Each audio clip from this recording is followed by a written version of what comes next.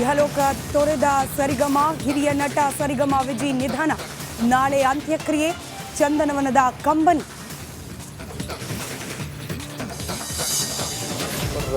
Latest ಕಾನೂನು ಕೂಡ ಈ ರೀತಿ ಹಿಟ್ ಆ್ಯಂಡ್ ರನ್ ಮಾಡಿರ್ತಕ್ಕಂಥ ಪ್ರಕರಣಗಳಲ್ಲಿ ಅದರಲ್ಲೂ ವಿಶೇಷವಾಗಿ ಈ ಹೈವೇಗಳಲ್ಲಿ ಅವರಿಗೆ ಹೆಚ್ಚಿನ ಅದನ್ನು ಎಕ್ಸಾಗರೇಟೆಡ್ ಅಫೆನ್ಸ್ ಅಂತ ಟ್ರೀಟ್ ಮಾಡಿ ಇದು ಮಾಡಲಿಕ್ಕೆ. ಹೆಬ್ಬಾಳ್ಕರ್ ಆಕ್ಸಿಡೆಂಟ್ ಕೇಸ್ನಲ್ಲಿ ಸ್ಫೋಟಕ ಟ್ವಿಸ್ಟ್. ಅದು ಅಪಘಾತ ಅಲ್ಲ, ಹಿಟ್ ಆ್ಯಂಡ್ ರನ್. ಕಂಟೈನರ್ ಚಾಲಕನ ಬಗ್ಗೆ ಹಲವು ಡೌಟ್.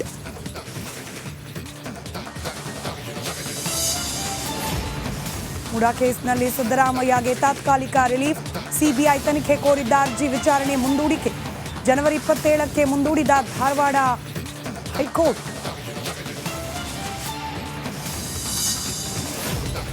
ಮಾಜಿ ಸಿಎಂ ಬಿಎಸ್ವೈಗೂ ಪೋಕ್ಸೋ ಸಂಕಷ್ಟ.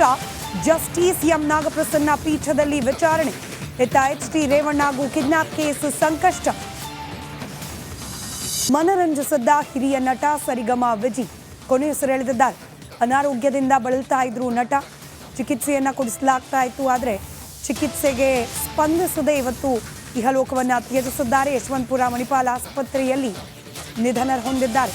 ಇವತ್ತು ಮಧ್ಯಾಹ್ನ 1:30ರಿಂದ ಸಾರ್ವಜನಿಕ ದರ್ಶನಕ್ಕೆ ಅವಕಾಶವನ್ನು ಮಾಡಿಕೊಡಲಾಗ್ತಾ ಇದೆ.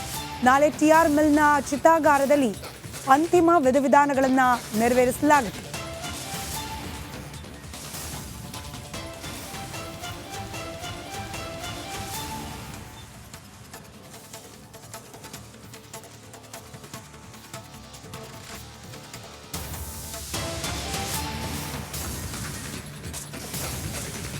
ಎಪ್ಪತ್ತಾರರ ಪ್ರಾಯ ಹಿರಿಯ ನಟ ಸರಿಗಮ ವಿಜಿ ಅವರಿಗೆ.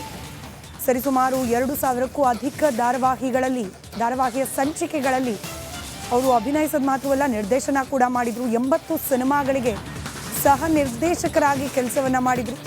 269 ಸಿನಿಮಾಗಳಲ್ಲಿ ನಟಿಸಿದ್ರು ಸರಿಗಮ ವಿಜಿ. ಸಂಸಾರದಲ್ಲಿ ಸರಿಗಮ ನಾಟಕವನ್ನು ನಿರ್ದೇಶನ ಮಾಡಿದರು. ಸಂಸಾರದಲ್ಲಿ ಸರಿಗಮ ಸರಿಸುಮಾರು 1397 ಬಾರಿ ಪ್ರದರ್ಶನಗೊಂಡ ನಾಟಕ. ಟೈಗರ್ ಪ್ರಭಾಕರ್ ಅವರ ಜೊತೆಯಲ್ಲಿ ಅತಿ ಹೆಚ್ಚು ಸಿನಿಮಾಗಳಲ್ಲಿ ಕಾಣಿಸಿಕೊಂಡಿದ್ದವರು ಸರಿಗಮ ವಿಜಿ. ಅನಾರೋಗ್ಯ ಸಮಸ್ಯೆಯಿಂದ ಬಳಲ್ತಾ ಇದ್ದ ಸರಿಗಮ ವಿಜಿ ಅವರನ್ನು ಯಶವಂತಪುರದ ಆಸ್ಪತ್ರೆಯಲ್ಲಿ, ಖಾಸಗಿ ಆಸ್ಪತ್ರೆಯಲ್ಲಿ ಇರಿಸಿ ಚಿಕಿತ್ಸೆಯನ್ನು ಕೊಡಿಸಲಾಗ್ತಾ ಇತ್ತು. ಚಿಕಿತ್ಸೆ ಫಲಕಾರಿಯಾಗದೆ ಇವತ್ತು ಕೊನೆಯುಸಿರೆಳೆದಿದ್ದಾರೆ. ಮಧ್ಯಾಹ್ನ 1:30ರಿಂದ ಅವರ ಪಾರ್ಥಿವ ಶರೀರದ ಅಂತಿಮ ದರ್ಶನಕ್ಕೆ ವ್ಯವಸ್ಥೆಯನ್ನು ಮಾಡಲಾಗಿದೆ. ನಾಳೆ ನಗರದ TR ಮಿಲ್ ಚಿತಾಗಾರದಲ್ಲಿ ಅಂತಿಮ ವಿಧಿವಿಧಾನಗಳನ್ನು ನೆರವೇರಿಸಲಾಗುತ್ತೆ ಅನ್ನುವುದು